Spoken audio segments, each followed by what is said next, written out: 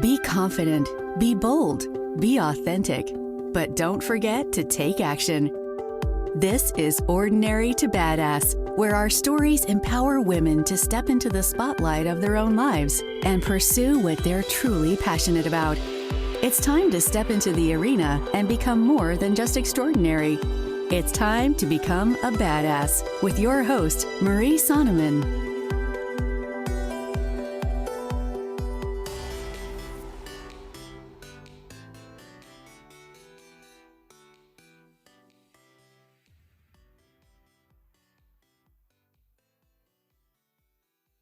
Welcome to Ordinary to Badass, episode number 140.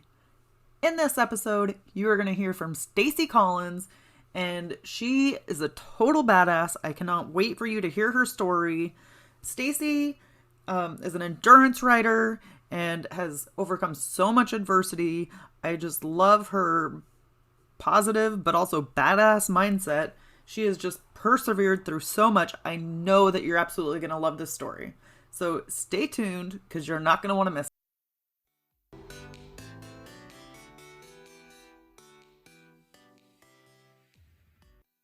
Welcome to Ordinary to Badass. Whether you're ordinary or badass, I'm glad you're here. Today's guest is Staci Collins. Staci, thank you so much for being here. Excited to have you on the show. Thank you for having me. I'm excited to be here with you all. So before we go any further, I've got to ask you, do you consider yourself ordinary or badass? I thought about that when I was looking at and listening to some of your other programs, and I'm an ordinary badass. There's lots of us out there. I just consider myself an ordinary badass, no different than the other badasses out there. Can you explain that a little bit, why you consider yourself an ordinary badass? I think there are people in this world that have my same set of skills, which I would name determination, chutzpah, drive. I believe that we just see the world a little bit differently than other people. Being a badass doesn't mean that you're exceptional or that you do extraordinarily difficult things. You can be a badass and just have, quote unquote, a normal life and not do risky or tough looking things. I think those of us that would consider ourselves a badass, and I'll have to admit at times I've done something and go, okay, that was pretty badass. But I just don't think I'm extraordinary. I just think there's a lot of us out there.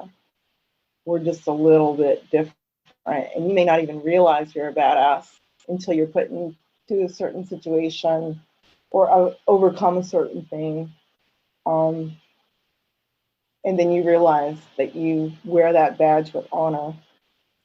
Yeah. And it doesn't have to come from other people telling you that. It can come from a feeling within.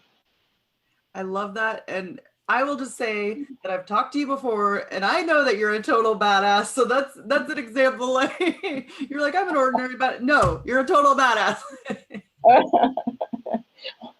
From one to another, right? Yeah. So, Staci, have you always felt like you were a badass, or did it come from a specific event? I think I always have, and I'll explain that a little bit. I am the oldest of three. I am the only girl. I had little brothers. I always considered myself tougher. I always had to prove myself more worthy than certain things. We grew up sailing. We had a sailboat growing up. And my dad would always turn to me to be the one to tighten lines, or when the boat's heeling and there's water coming, to just, do those hard things. But I took pride in that my brothers would be like below deck and I was up on top getting yelled at, doing the hard things.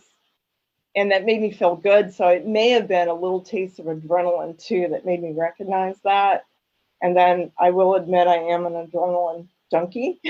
I always have been. My mom tells stories of I had And I'm an endurance horseback rider. So horses have always been in my life. But she said when I was probably about 3.5, 4 years old, I had one of those old timey horses that you rocking horse, you rock back and forth. And she said I would get that thing going so fast, it looked like it was going to tip. And I would just sit there and laugh and wet my pants. And it was great. I still have a memory of that back and forth. And so, you know, I believe you can develop it, but I think in my case, I was probably born with it. You know, just in high school, I was a football manager because I didn't want to do cheerleading or any of and I applaud all cheerleaders out there. What they do is amazing. But for me, I wanted to get down and dirty in football. At that time, I couldn't play football. So I do have a letter in high school. I lettered in varsity football. Nice. I was a manager for that. So that made me feel badass. Yeah, absolutely. No. Right. It's so funny too how sometimes like these things from our childhood, how they stay consistent throughout your life. Like you think like, oh, when you're 4, you know, what's really going to be the same? But there are sometimes certain like things that just stay the same throughout your life. Building blocks. Yes. I think people are created with building blocks and experiences and how they see the world, their paradigm just builds you into the person that you are, and it's ever changing and ever evolving. I believe as you age that you become better than you were the year before, no matter what you go through. Do you think that that's just a given, or that's something that you have to kind of work on so that you're better than the year before? Both. I think both. I think things aren't as clear cut. You know, you and I have talked about my experience the past year and a half, you know, where I had the spinal cord injury and I had fractured my neck and my back and being told that I'll not walk again. And I think it's the drive that I had before that sparked being able to take that experience and move forward and never really thinking that was it. I may have for maybe a day. But one thing I was thinking about this conversation that we're going to have, and things I've never really thought about. And I thought, what would I tell young women, young men coming up and facing? We all have adversity. It doesn't matter what it is: divorce, job loss, injury, illness. And I think it's important to surround yourself with other like-minded people, positive people.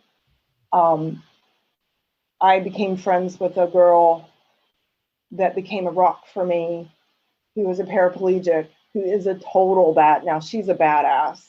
She's been paraplegic for many years, and she rides a horse alone every day. She rides a bike that they had constructed for her. She competes in triathlons. I mean, it's just amazing. But it was her conversations in the hospital when I was having to learn to calf myself and transfer from the bed to the wheelchair, that she was like, oh, this is temporary. Doesn't matter if you can't move your legs. You're going to be doing this. You're going to be doing that.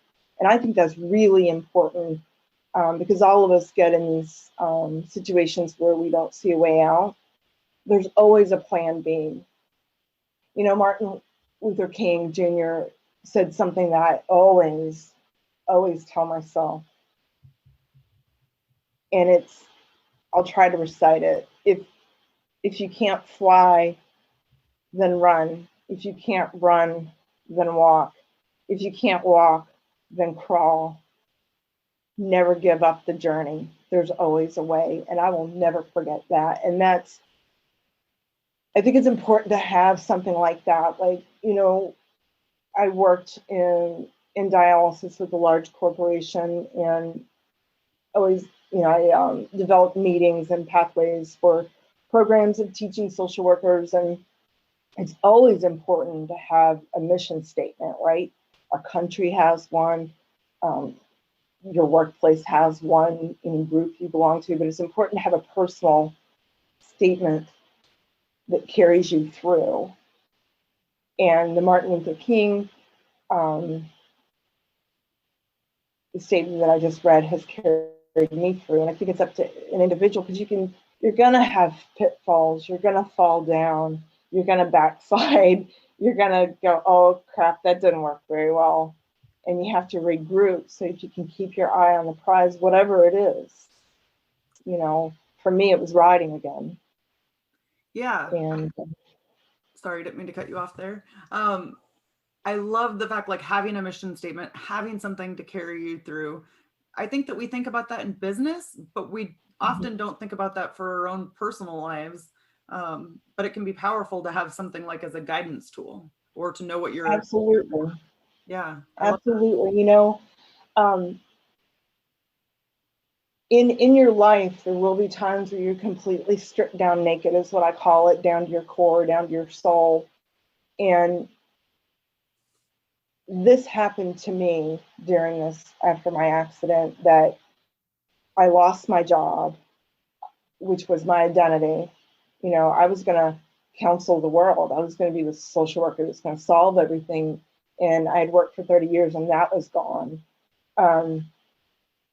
The way I perceived myself as a badass for a moment was stripped away. I look different than I used to.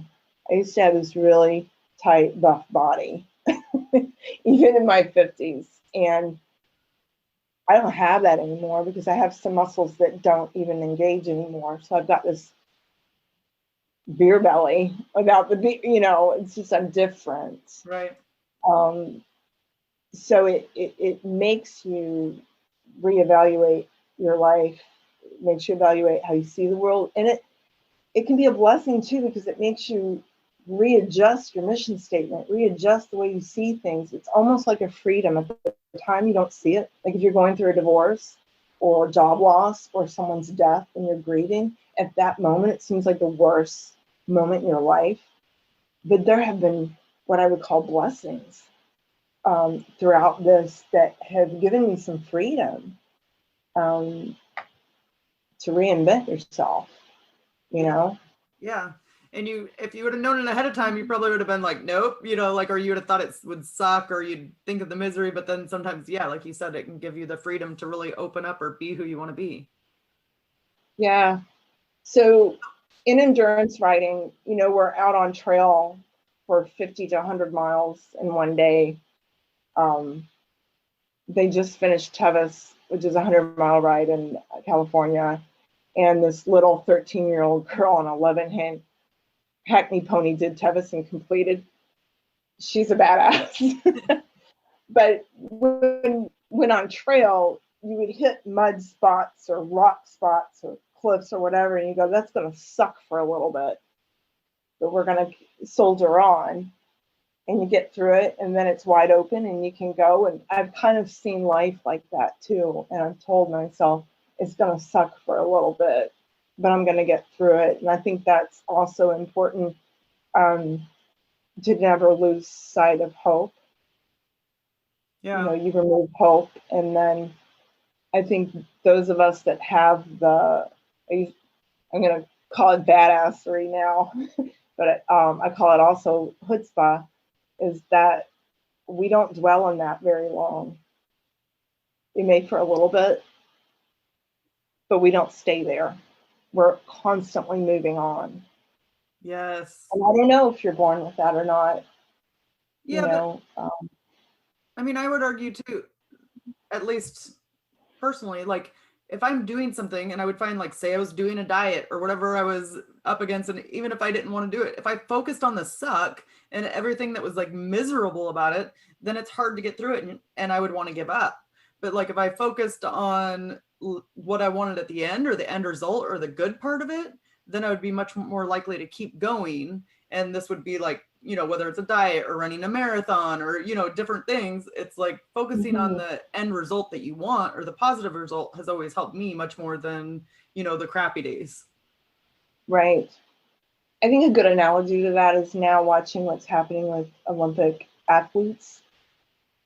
Kudos to them, you know, to be at a certain level and to be able to regroup, back up, stop what we're doing, reevaluate. Doesn't mean they're out forever, you know, but they're just kind of regrouping and moving on. Yeah. That's badass to me. Yes. And self-care is bad, like to take Yeah. what's for yourself as opposed to what everybody else wants for you. Absolutely. It's like, yeah, it's freaking awesome. yeah, absolutely. So, Staci, there's so many good nuggets, so many things I want to dig into. But first, can you tell us a little bit more about yourself and a little bit more about your backstory? Sure. So I'm not shy. I'm 55 years young. Still have a lot of life to live. I live in Kentucky. I'm married. I have 3 children. I've got my youngest son is a total badass. He's been in combat in Afghanistan. He's getting ready to deploy again with his guard unit. He's a police officer. In my mind, a police officer, all of police officers are badass. I have a small farm in Kentucky at home. I have my horses at home. I did endurance riding, but I will return to that for many years, and loved every minute of it. And it's such a part of your life. When you have horses, it's not really a hobby, it's just a lifestyle. So about a year and a half ago, I was just camping and trail riding with friends and the hubby, and made some mistakes on my part. And I had a horseback riding accident at a full gallop, which was on my retired endurance horse, who can be very, very fast. My saddle slipped. My girth was loose, saddle slipped. And I came off and hit a railroad tie. And I knew it was bad laying there when I couldn't feel my body. I had trouble breathing. And then a man laid down next to me that had been behind me and started praying for me. And I heard the helicopter, and I thought, oh man, this isn't good. That's not good. So it was an experience, being intubated, being flown to a trauma center, being in ICU, going through physical rehab. Then only to have surgery 4 months later on my neck, and then be told it's permanent. And I'd like to say that I carried myself through that, but it's like I had people that were building blocks for me, that gave me wings, nurses, doctors, physical therapists. I'm still in touch with my dear physical therapist, Connie. I am going to have her listen to this because she's amazing. When I wanted to give up, she was the push I needed. My family's been wonderful. My husband's been wonderful. My riding coach, Elizabeth Wallace, has been wonderful. I've known her for 20 years, and she gives me air under the wings to lift off. And my best friend and mentor, Bianca Chevalier, who lives in Oregon, has been by my side and has not left and keeps me going. So I mean, it's when they say it takes a village, I mean, hell yeah, it takes a village. Even though I had that drive, and I think that's important to learn, when to let people see that you're vulnerable, learn to ask help. Doesn't mean you're not badass. Yes. Means you're smart. Right. And I recognize that now. So I am walking now, sometimes like a drunk monkey. I have my falls, but I get up and keep going. I've learned to laugh at that. Nothing's perfect. My body will never be perfect again, but that's fine. I am moving it. I am riding again, which is amazing to me. One thing I will share with you, and I don't know if everybody else out there does it, but for me, I become kind of a greedy little bitch. I'm like, okay, I'm walking, awesome, that's cool. Okay, I'm driving, that's cool. And the first time I drove after my accident, I have a big diesel truck, and my husband had gone to work, and I was here at home, left unattended, which is dangerous. And I wheeled myself out the front door and down the ramp, and my big lifted diesel truck, I transferred to the floorboard of it, and then I transferred to the seat, and I had a little movement in my right leg. So I turned that sucker on, and I was gone in the front yard and down the street, all over the place. And finally made it back home and didn't tell anybody for a very long time that I had done that. So, you will test yourself being a badass. But I just kept going, and I keep going. And now that I'm riding, it's not satisfying enough. I have a lot of people that are like, oh, well, you're riding, good for you. And, we just want you to be safe, and just walking's good. You can camp with your horse. Well, I was just at an endurance ride with my friend Bianca in Medford, Oregon, around that area last month. And although I didn't ride, I sat there watching, plotting my next move. And now I have a plan. So I'm always reaching for that next goal, sometimes making it, sometimes having to have plan B. But I never feel confined. I never feel that there's a ceiling for me and that I'll only get to a certain level. I just still to this day don't have that feeling, and probably not until I'm dead will I go, oh crap, okay, I'm at my match. So yeah, it may be unique to me. Maybe, you may have an audience right now of badasses going, yeah, that's me. Yes. So what do you do to get out of your head or get away from what other people are saying you should be or you should do and go with, what you want to do? I stay focused and true to myself and surround myself with the positives. I battle family members, very close family members that have cried and begged and pleaded not for me not to ride, never get on a horse again. I've been confronted in what I would call nasty ways. And I just tell myself that they don't understand, and that's not for me to make them understand. And they don't have the type of personality I have. They're not badasses. They can't imagine, and so I feel sorry for them, but for those who truly know me and are fellow badasses, I'm getting tons of support, and that's very important. And so that's why I said at the onset, it's important to surround yourself with like-minded. It's very important, because if I didn't tune out the naysayers, the negative comments, I probably wouldn't be walking, because I asked Connie, my therapist, that do incomplete spinal cord injured people walk again?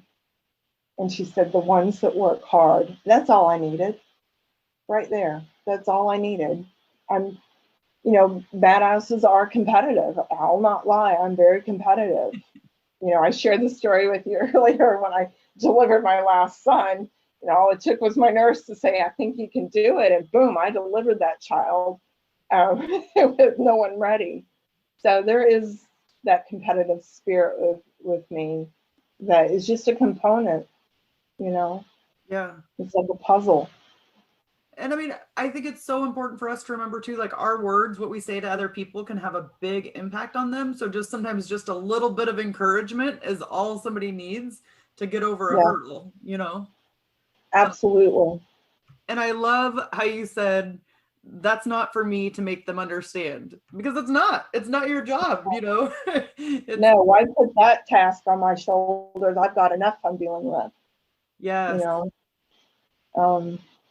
It's not easy. You know, it's involved things like just hiding things from them, you know, pictures of riding. I don't know what it is about endurance riders. We always want those pictures of trail, and they're usually just the trail pointed with the horse's ears in front. But, you know, it floats our boat. That's what we do. We take pictures of that. So, you know, having to hide all that. And it's in one way sad that you can't share your total life with them. But like I said before, it's just a lack of understanding. If they don't have that personality, they don't get it. Yeah. And I mean, I think you have to protect yourself and protect yourself around who you surround yourself with. It's like, Right. not everybody's going to understand everything about your life. And if it's not safe to like talk to somebody about something, why waste your time? Exactly. And not everybody, only a few people in this world who are horseback riders to the extent I was or am, and have an injury like this and kind of live to tell about it, for one thing, and then to come back and be able to do it again. I deal with things that are unique to that accident, unique to my body, that people will never know. But inside, when I can trot or canter with my horse, I'm having moments inside me going, hell yeah, that's so badass. Look at me. You know, like I applaud myself. Yes. I don't need affirmation from other people because they don't really know the story that I've been through, and they don't, and that's okay. It's not for me to go have a sign out and go, oh, well, I've been through this. Give me accolades or give me, I need praise from you. I don't need that. And that's another thing I think, um, for me being a badass, I don't need recognition from anybody else. That comes from within. Yeah. And that is more powerful to me than, you know, because when you get hurt to the extent I was, people call you their hero. People, you know, I got a lot of things without true understanding. It's those that really understand what I went through. My husband, my best friend, my therapist, my riding coach, they've been with, you know, they know. And so it means more to me. But you've got to be able to applaud yourself and let that be enough. I think that that's not done enough. Like, people think they're crazy for talking to themselves or talking back to the voices in their head, you know. But I kind of like you said, like, I think it's important to be your own cheerleader, Mm-hmm. and kind of pump yourself up for things, to get excited about it and to believe that you can do it. Absolutely. No matter what it is, it doesn't have to be horseback riding. It could be in your job performance. It could be, um, you know, one thing I learned with a child being in the army, the armed forces are full of badasses. If we didn't have those badasses among us, God help us. Right. And our police and our fire and all of them, that they have to be badass. They have to have it in them. They may not recognize it, but they have to have it in them to do it. So, you know, there's a lot of us out there, whether we call ourselves that or not. Yeah. So earlier, when you were talking about being in the hospital and like having friends to root you on, I know that sometimes in hard conversations or hard situations, I should say, people just don't know what to say. And so I don't know if you lost any friends going through that just because people were kind of like standoffish, but I did. what helped you the most, when you were going through that situation? The people that were around you or supportive of you, what helped you the most? Inner strength, self-talk, inner strength. Um, I think when you lose a lot, I lost friends because of this. I was no longer the party girl at the campsite.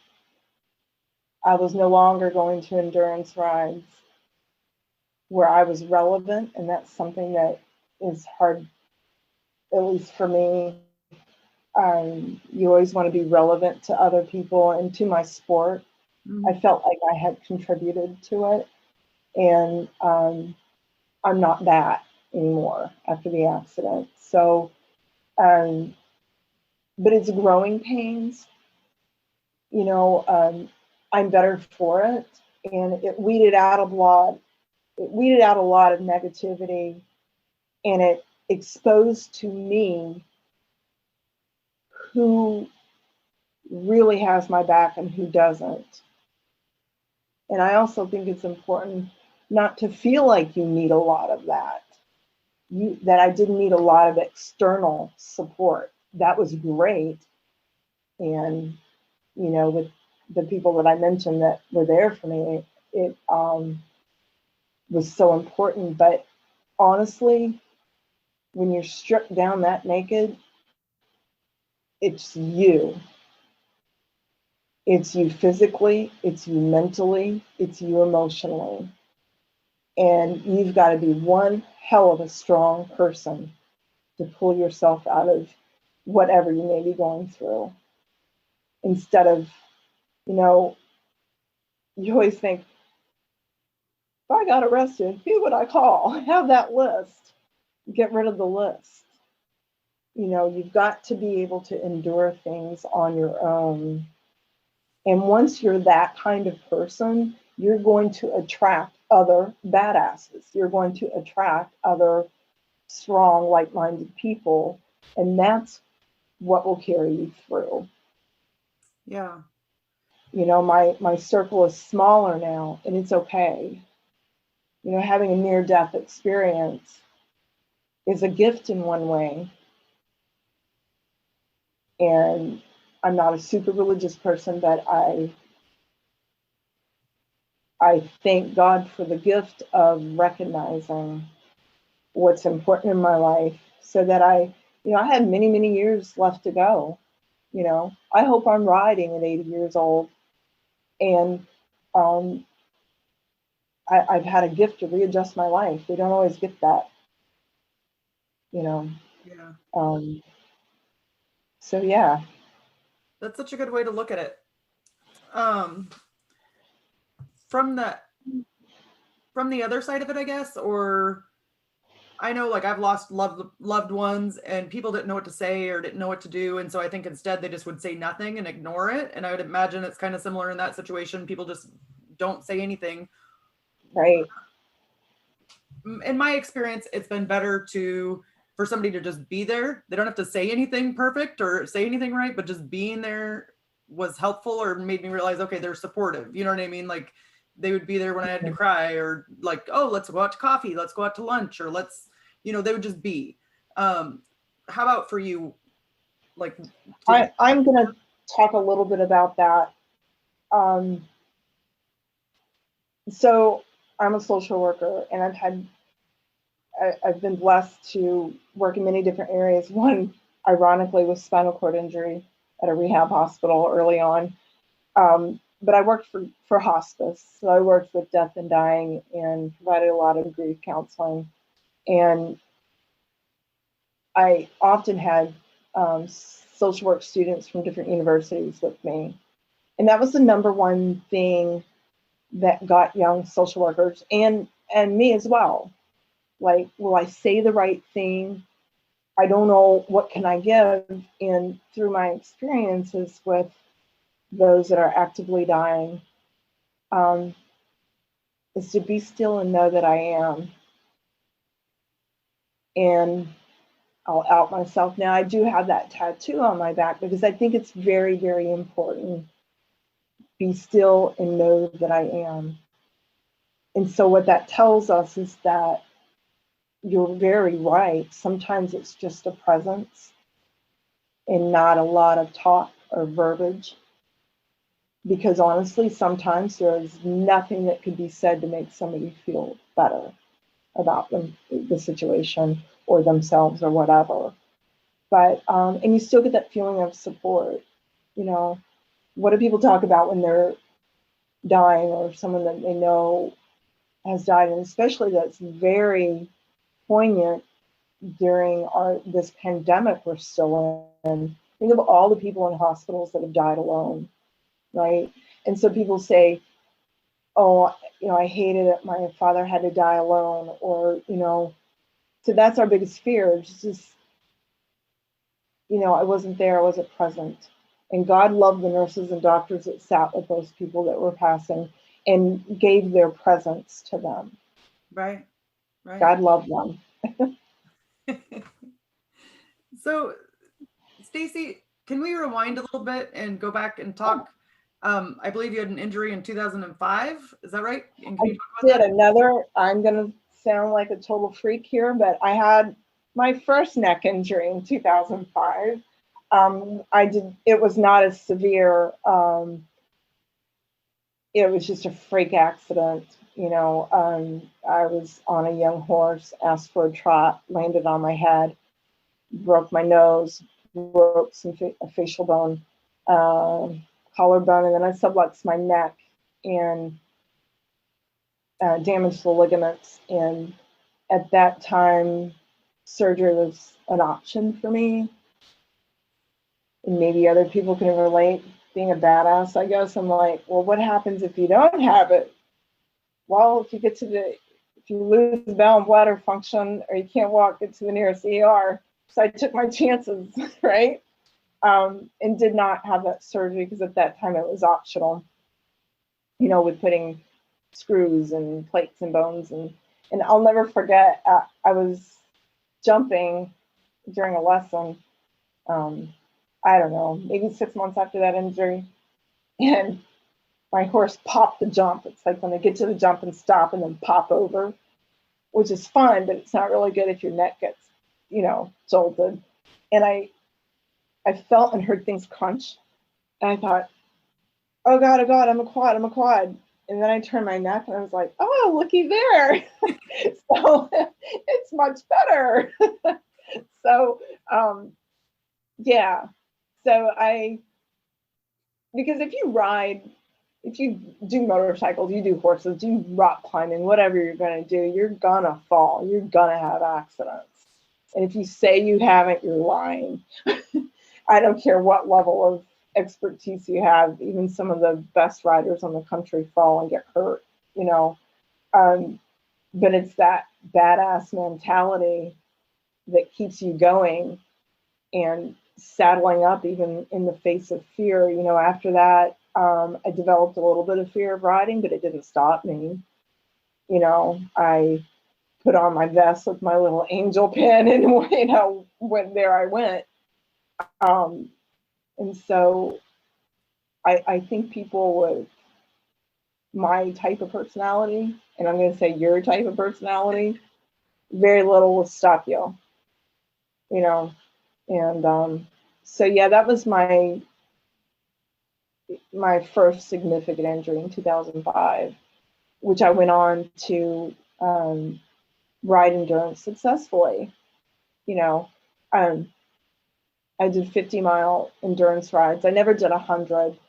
I've never had the horse I just have not done that.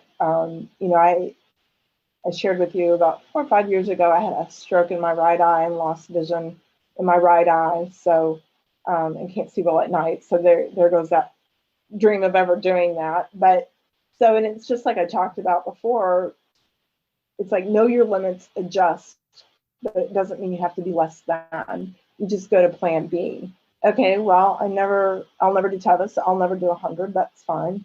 50 miles on your horse is still pretty badass to me. I can do that. And so that, I've set my sights on that. That's my next goal. And because my mission statement is to never give up, to never stop, and always work towards your goal. And my goal is to do endurance again. I may not be the fastest. I may come in dead last, but hell, they have great awards. It's called the Turtle Award, and some of them are better than if you win. And that's okay with me, because it's my personal best. Right. And I think it's important to compete with yourself, make it better than the last year, right? Yes, exactly. And what I think is so important is all of these things that have happened to you, like they could be major things or they are major incidents that have happened, and any one of those things could have stopped a lot of people from going on or keep going, and it's easy to see yourself as the victim or like just get drowned out by all the negative things that happened with it. Mm-hmm. Mm-hmm. And I know last time I talked to you, you said I'm just a girl that fell off a horse. You know, you like That's right. so casually, so normal, you know, and you just keep pushing Yeah, on. But I think that that's so powerful. thank you. That means a lot coming from you in this short time that I've been exposed to you, and hopefully I'll get to know you, especially through listening to all your podcasts. I'm so grateful that I found you because even badasses need pep talks. So I can listen to one of your programs and go, yeah, and kind of re-energize, refuel, Yeah. So I applaud you for having this podcast. Oh, thank Um, yeah, get ready to get a bunch of horse people on here you. because I think Woohoo. it's fantastic. Yeah. So yeah, I'm Thank just a girl that fell off her horse. you. I love it. What did you learn from your accidents? To take responsibility for things that can go wrong in your life. Don't blame others. Don't blame the horse. Don't blame your tack. Don't blame the trail. And that can cross over to anything. Own up to your shortcomings and faults and your participation when things don't go right. I think that's the first thing to get over something traumatic. To stay positive, even in your darkest moments. And I shared with you a really dark moment that I have, or that I had in the hospital when I told my spinal cord injury was permanent. You know, um, thank God for my personality. I didn't stay there very long. And I think that's a difference with people that have our types of personalities. They're badass. I don't stay in scary places very long, or I didn't, because you've always had that ball, always moving forward. So, and then I learned a lot about goal setting and readjusting, everything that I've talked about earlier, you know, um, just setting the goals, trimming the fat out of your life. For me, people that just don't fit into your mindset or what you're doing or agree with your mission statement. It's okay. They're not bad people, or things in your life, you know. Um, Another very important thing that I learned is that it's very important to stay healthy and to fuel your body. I learned a lot about the human body going through what I've gone through. And this is a vessel that we've been given on this earth. You better take real good damn care of it. You got the one body, right? Right. So I push myself physically. I walk when my legs are weak and I feel like I'm going to fall down. If I fall down, I get back up. No biggie.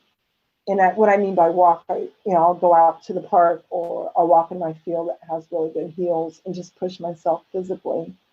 Fuel your body with good things, not toxic bad things. The sugar, the preservatives, and all of that. It's really important. It's we take care of our mental health, we take care of our emotional health, and to do that, you have to take care of this body. Or I can't do the things I want to do. I can't keep going in a healthy body is a healthy mind. And I really believe that. I'll never have the fit body I did before. I have muscles that don't engage or fire anymore. But my God, the muscles I have left, they're getting kind of buff and they look weird as hell, but that's okay. You know, and also I want to talk about just feel free to be yourself. Don't worry about what other people are going to think. You know, I've got blue in my hair. I like blue. Blue represents calming. You can notice my blue room.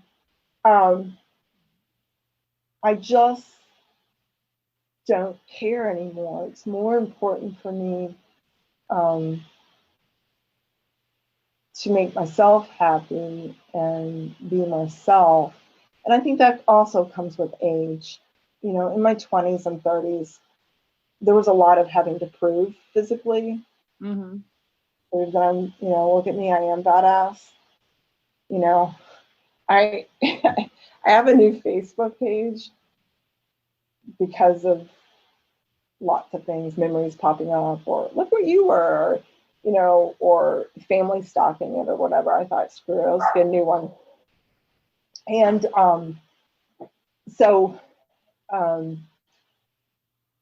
I lost my train of thought. Your new Facebook page? Yeah, so you know, those are self-care things that I've done for me to be able to go forward, and I can put up all the riding pictures I want, and you know, so the pictures that I had on my old Facebook page, I'll never look like that again. So, So I think that, you know, I think also you reinvent yourself as you go along too, as your goals change, as you have experiences. yeah, yeah. Doing these things that like are more like you, every time you do them, does it kind of cement you more into who you are, feeling more comfortable with it? Absolutely. And that's an important part. Like when you go through an injury like I had, you scramble to get back to what you were, to be normal, to normalcy. You know, like the thing I shared with driving the truck for the first time was like, if I can just get in my truck and drive my truck, I'm going to be fine. You know, and then it was like, if I can just get on my horse, if I can just trailer my horse with my truck and trailer, I'm going to be fine. And it was like, if I can just get back to work, I'm going to be fine, because you're scrambling for the what you were before in the normalcy. But guess what? It's all gone. I had to reinvent, recreate, let go of past goals, let go of who you thought you were before.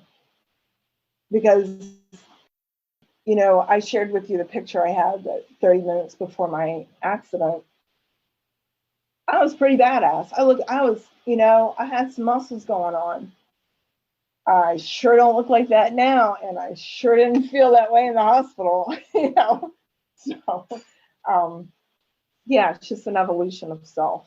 Yeah, and I can absolutely relate to that. Like it's always so hard whenever I feel like I'm one way and I feel like I should be somewhere else or in a different place. And that's what, like where my struggle comes from oftentimes, when it's like, no, but I should be this right now. I should be there, you know, instead of just like, this is how it is. Like accept it. Yeah, it was a constant showing. Once I got my phone back in the hospital, I had to show all the doctors and all the nurses, see, this is what I am. Yeah. See, you see this, but this isn't it. This is who I am. See this fit girl on this horse? See? And I had pictures, riding pictures everywhere, because I wanted people to say, oh, well, she's still badass. She, you know, so yeah. And maybe part of that's part of grief and part of loss sometimes, when you lose something that was your old identity and then you have to redefine it completely. Exactly. Yeah. Exactly. So, Staci, let's end with a tip to encourage women who are in the arena fighting for the life that they want. Never lose your drive. Never let anyone take that from you. It's something that no one else can own but you. And that's it. Never lose your sense of self. You may have noise around you, people telling you you're not that, or you can't do that, or, you know, and you just have to readjust and tune it out. Never lose your inner drive and be true to yourself. So good. I loved it. You had so much good stuff to share with us today. How can we connect Great. with you? It's so good to talk with you and meet you and to be able to share my story. I really appreciate it. Yes, I love talking to you. How can we connect with you? I'm on Instagram, scollins36, I believe it is. I'm on Facebook. I'm an open book under Staci Anne, ANNE.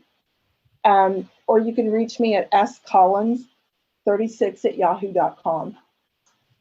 Okay, awesome. Staci, you've been a total badass and I've enjoyed hearing your story. Thank you so much for coming on the show. You too, badass sister. And with that, we'll end our show. To all the badass women out there staying in the arena, wherever you are, whatever you're doing, own it and get after it.